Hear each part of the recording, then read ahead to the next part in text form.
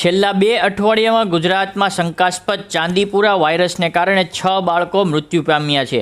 જોકે ગુજરાત સરકારે આ બાળકોના મૃત્યુ ચાંદીપુરા વાયરસને કારણે થયા હોવાની પુષ્ટિ કરવા માટે બાળકોના લોહીના નમૂના પુણેની નેશનલ ઇન્સ્ટિટ્યૂટ ઓફ વાયરોલોજીમાં ચકાસણી માટે મોકલ્યા છે।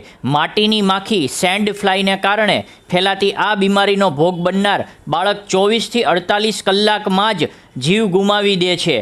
ડૉક્ટરોના મત પ્રમાણે આ બીમારીનો ભોગ બનેલા બાળકોમાં મૃત્યુનું પ્રમાણ 85% જેટલું હોય છે, જે આ બીમારીની ગંભીરતા અને જોખમનો નિર્દેશ કરે છે।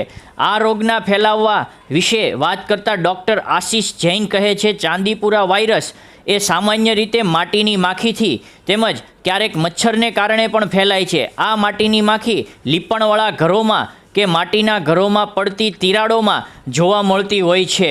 જો આસપાસ માટી અને ગંદકીવાળો વિસ્તાર હોય તો સિમેન્ટના પાક્કા મકાનોની તિરાડોમાં પણ આ માખીનો ઉપદ્રવ જોવા મળે છે। ઓછા ઉજાસવાળા કે અંધારો કે જ્યાં સૂર્યપ્રકાશ ઓછો હોય તેવા રૂમમાં પણ સેન્ડ ફ્લાયનું બ્રીડિંગ જોવા મળતું હોય છે।